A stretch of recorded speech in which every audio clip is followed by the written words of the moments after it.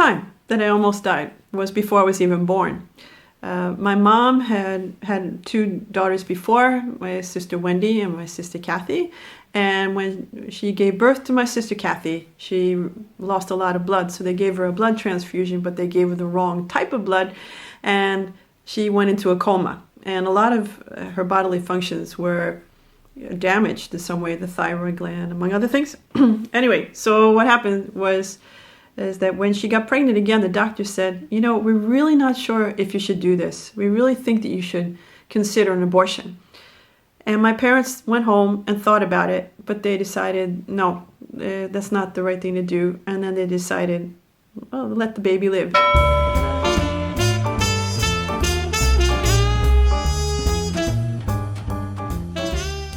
The second time I almost died was when I was around 4 years old, when we were on a trip into New York City. I lived in Long Island, New York at the time. And I was 4 years old. We were all in the car, all five of us, but we had an electrical problem on the car so that we couldn't see the gas gauge. So the gas ran out in the middle of a highway, a very heavily trafficked highway. I think it was in Brooklyn or Queens.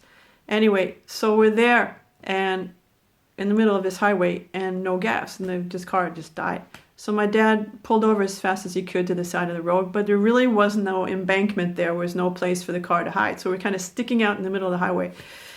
So he's like, oh, what do I do? You have to have gas. So I went to take the gas tank and to go get to a gas station to fill it up and come back. And then he took a flashlight in his other hand because it was dark.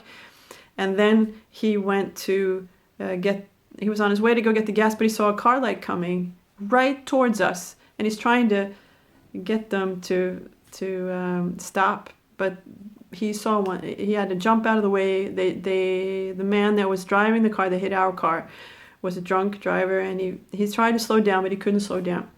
I was sitting in the back of the car with my two sisters, and we were playing, and there's suitcases around us that we had just picked up.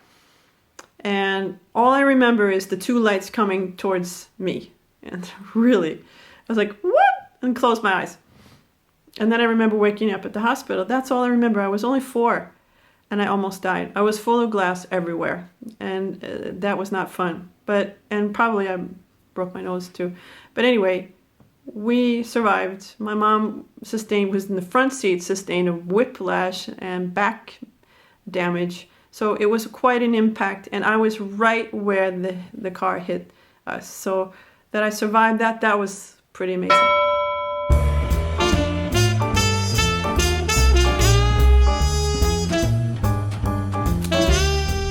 Third time that I almost died, I was helping my dad. Yeah, it was like this, that we had a pool in our backyard. Lucky me. Anyway, I lived in that thing in the summers. It was great. But we had trouble with the pool filter once, and my dad decided that it would be a good idea that we checked it together. Of course I want to help my dad. So we go out, and on those days, you didn't have any kind of safety and electricity at all. So it's like this, we had a plug from the house, an extension cord that went out into the yard, and then we had the pump cable, or electrical cord. So what he wanted to do, he wanted to kind of flush the pool filter. So what I was supposed to do is I was taking the electrical cord from the pump and the electrical cord from the outlet from the house and put them together and then take them away. Put them together and take them away each time, because that was the only way to start the pump and stop the pump. And he was doing different things. He said, okay, start it now. So I'm, okay, stop. And I would pull it away. So we did that a while. But I wasn't thinking. I was standing in water, barefoot. And all of a sudden, my finger got stuck between the contact and the prongs. And I was electrocuted. And I'm like, I don't know what to do. It felt like I've never been against something as strong as that in my whole physical life. It's just, I just couldn't do anything. And then all of a sudden, I just, with all my might, decided I was going to pull it. And then I just dropped it, and I refused to help him anymore. I think I should have died.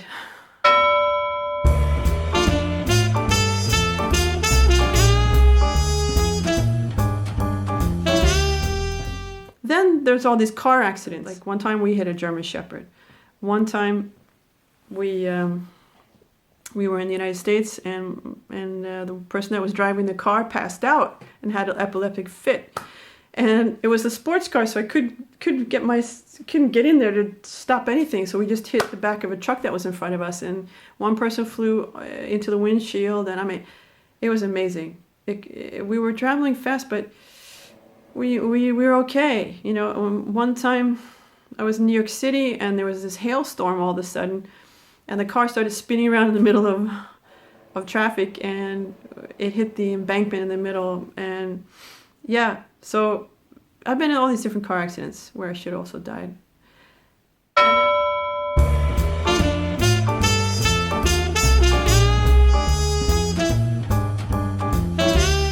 Fifth time I almost died was when my neighbor almost ran me over with his car. Anyway, I was out with my dog, and there's like this L in the road. My house is here, and this is the street leading up to our house. And in this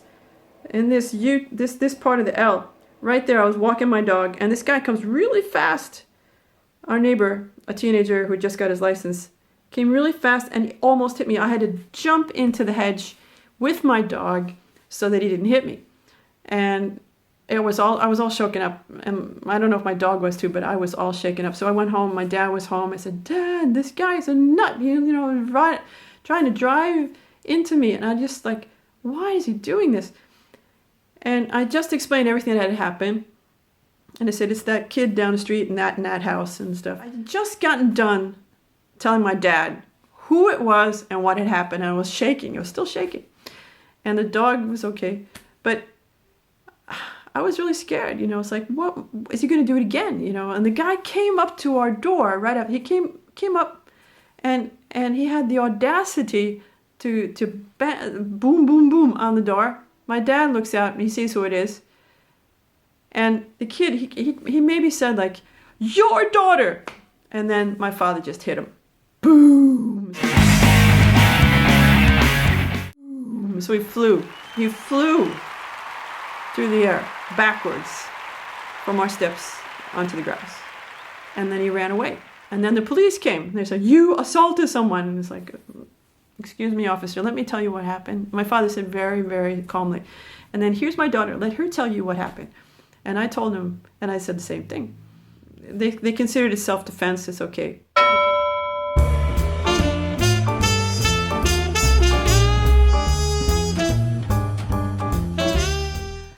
The sixth time I should have died was when I was in high school, and I should have been dying of pneumonia. I was sick for 6 weeks. 4 of those weeks I was lying in bed. I had very high fevers going on and off. I was coughing up every imaginable color you could think. And just so sick. But finally I felt good enough to go to the doctor. I should have gone to the hospital. Anyway, I got to the doctor, so I was like, I think after about the 4th week or something. And he's like, "You could have died. Anybody with those symptoms should go to the emergency room because you could have died." And he said, "Think about Jim Henson from the Muppets. He was healthy his whole life, and then he had a bout of pneumonia, and he died. He didn't make it because he didn't get antibiotics. He didn't do anything about it." I'm like, oh, okay. I mean, I missed 4 weeks of school. I was so sick, and I should have died.